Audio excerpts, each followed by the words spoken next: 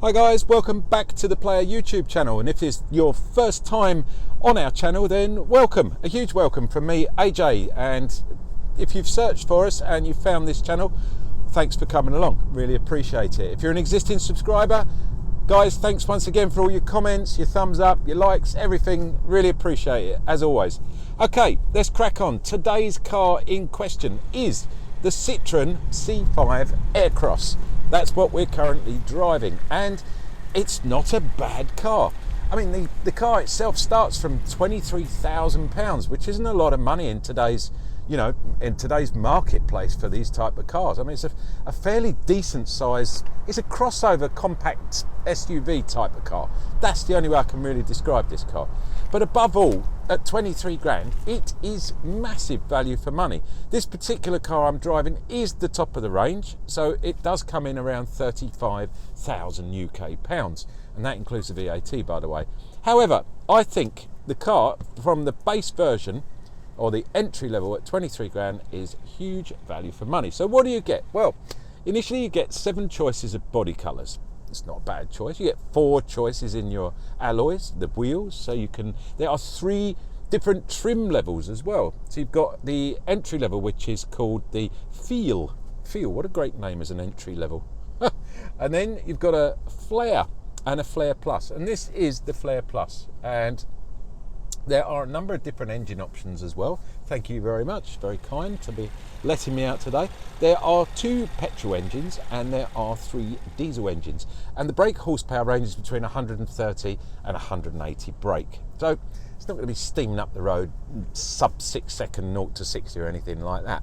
However, the build quality on this car is absolutely stunning, especially when you're out on the road, where you will notice that these double laminated windows, and I'm saying they're just so quiet. And obviously you've got the experience of the Citroen, what do they call it? The magic carpet ride, that's what they call it. It's the suspension. And Citroen have been synonymous with this for, almost 100 years in producing a car with fantastic suspension. And this car is no less than a proper Citroen. It really is comfy and smooth and nice and quiet as well. Let's have a look around us. So we've got a nice 8-inch TFT touchscreen, comes with a TomTom nav system as standard. You get, even on the entry level, that's the Feel, you get the Feel trim. Oh, nice. You get, sorry, I get my words out in a minute. Sorry guys, I'm a bit excited today. I like driving this car, it's quite good, it's good fun. So I was saying, you get air conditioning. Now, it's not just any old air conditioning with this Citroen, with this C5. It's an AQS, air quality system. Citroen don't like to call it aircon. So the air quality system will actually sense whether there are toxic fumes in the outskirts around your car while you're driving along, and will alter and adjust the aircon system accordingly to filter out any particulates, that's another great word, that might be damaging to your health. So that all comes on the entry level car as well. So I was saying, the 8-inch TFT's touchscreen. On this particular model, you get heated front seats, and nice touch panel along here. So you just touch and your nav will come up, and it's a little bit slow, I must admit. So sometimes it takes a second for the actual finger to, the button to actually realise there's a finger on it, but it does work. It's got Android mirroring on here, it's got Apple Play, there's a nice charger at the front here. It's a pad, so you don't need to have any cables with you. However, if you want to use the Apple Play, you will need the cables, obviously. You probably know that already. There's a 12-volt charger, and there's a USB adapter down there as well. You've got different modes on this car, 3 different modes. There is economy mode, there is normal mode, which is what I'm driving in at the moment, and there is sport mode. And sport mode also is great fun using the paddles as well. And I'll be honest, this particular car, this is the 180 brake version, it really has got a bit of guts behind it. I quite like it. It actually even sounds quite nice as well. So it's not a bad little car to drive. You get a full digital instrument display, which you can set up using the different systems, so you can have it basically you set it up how you want it to look. At the moment I've got it set up with the speedo in the middle, I've got the trip computer on the left, and I've got the rev tachometer, whatever you want to call it, on the right. But you can change that around. There's a little button here on the left. It's right next to the speech assistance button, the speech voice recognition button. Let's get it right. And below it is the volume button as well. And you just scroll up and down on that little button on the left-hand side of the steering wheel, and you can set this up to exactly how you would like your instrument panel to look, which is nice. On the right-hand side, you can adjust here. It's a scrolling menu. It will come up. It changes the multimedia. So if you're listening to the radio stations, for example, you can flick through those. And I've got to hit the brakes here because there's a car coming. Very rarely do we see a car come across that way, and I've been coming around here for donkey's years. You also get underneath here, there is a list button here and the telephone button as well. So obviously you've got a telephone built into this, and it all runs wirelessly, Bluetooth no less. That's what we like. 8-speed auto gearbox on this particular model. There is the option of a 6-speed manual box as well. And like I said, you've got the difference in the petrol engines and the diesel engines. Don't quite understand why Citroen is still making diesel engines, but there you go. I thought they were being phased out in a few years, but we've obviously got a long way to go yet, according to Citroen.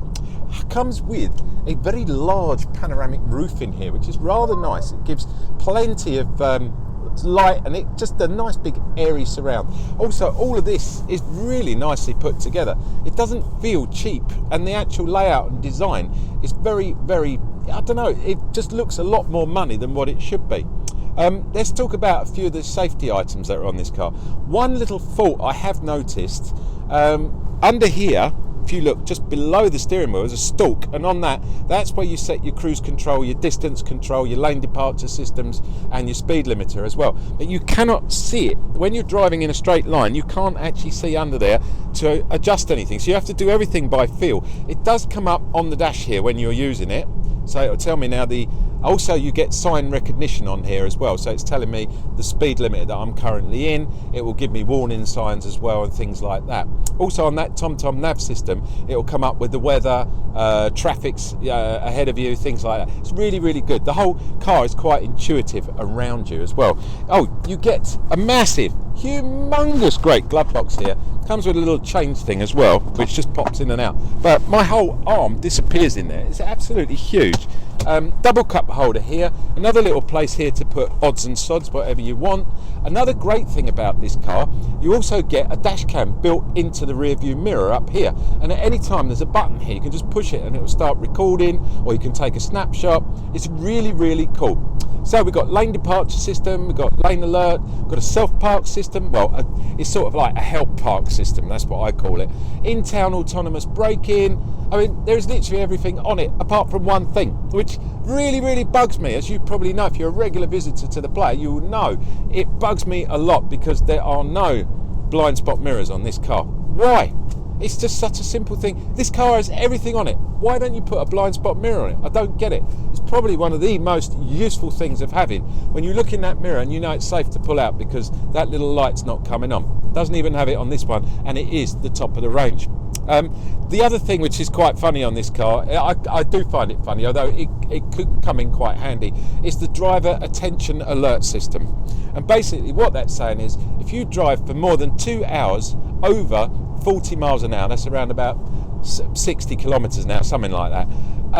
If you've driven constantly for 2 hours or more, it will tell you need to stop for a cup of coffee. Now, what I'd like to know is, supposing I don't drink coffee, maybe I'm allergic to caffeine or something. You get my point. What is the point? Again, you know, it's very nice to have, but that technology could have been put into some blind spot mirrors, which would probably end up saving your life rather than you dying of caffeine poisoning. So I just think I'd like to make a point about that. All in all, the car is super comfortable to drive, as I've mentioned, super quiet, and I love it. These lovely seats are really, really nice. This one's electronic, it's heated, it doesn't have a massage system, but I'm sure you can buy that extra. One final thing before we jump in the back and take a look around. This car is two-wheel front drive. it is not available as an all-wheel drive option or a four-wheel drive, whichever way you look at it.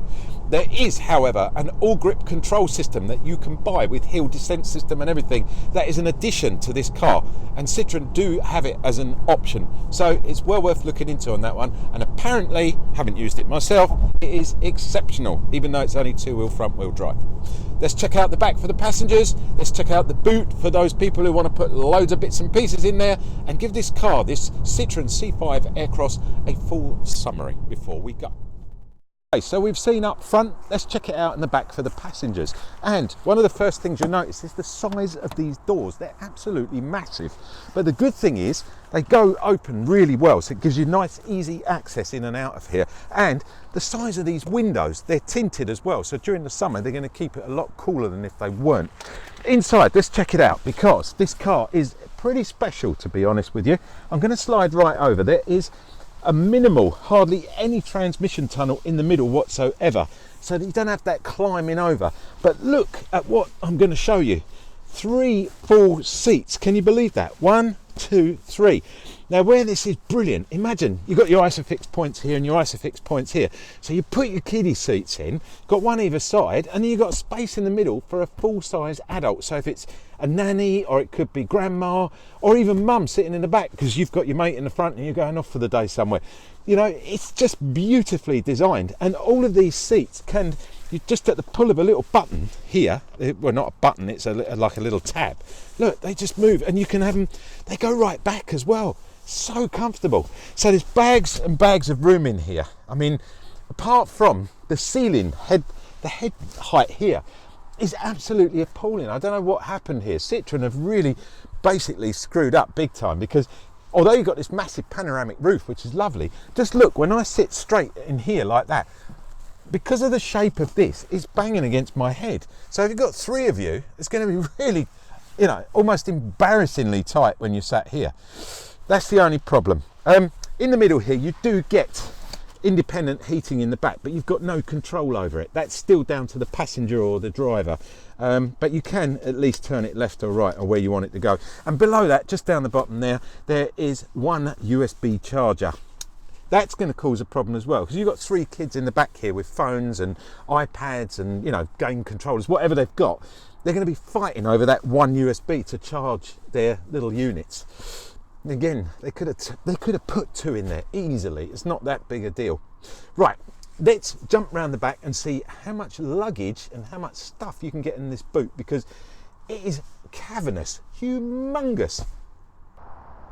Right, let's check out the back of the C5 Aircross, and well, it looks very funky. It's rather wide, but you get a nice little wiper here. You get a lovely big stop tail light up there as well. Stop light, that's the one. Big diffuser across the top.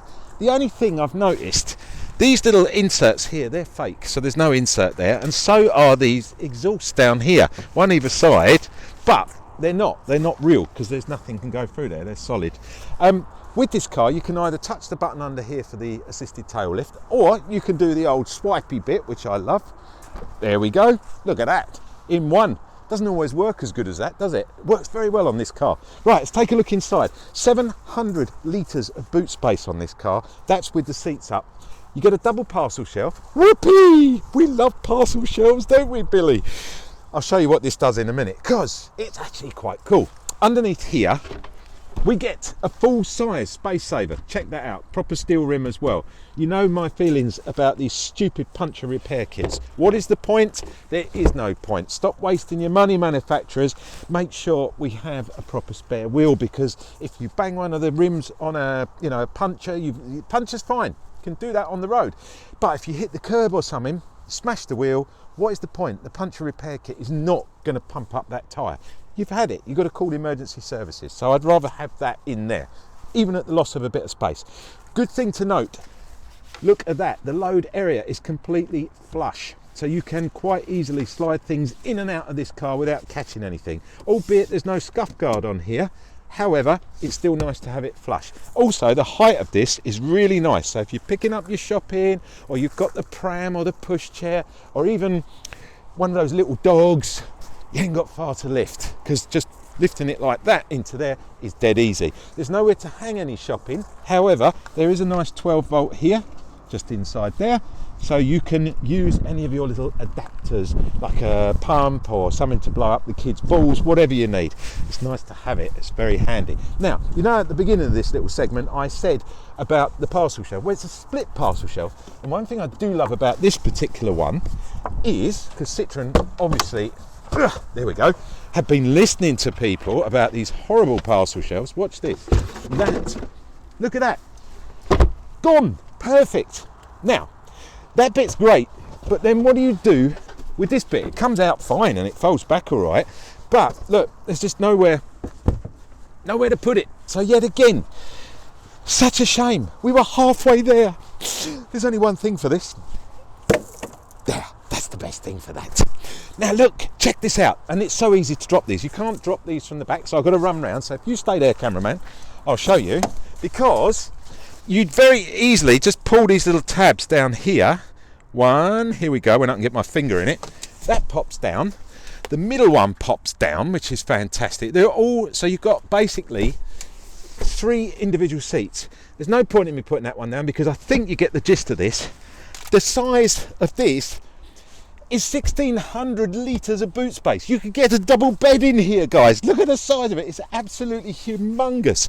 I love this car. Apart from that stupid bit of parcel shelf, this car ticks almost every box that I've got in my little black book. So there you have it, guys, the Citroen C5 Aircross, and what a fantastic car it's been. I've really enjoyed driving this.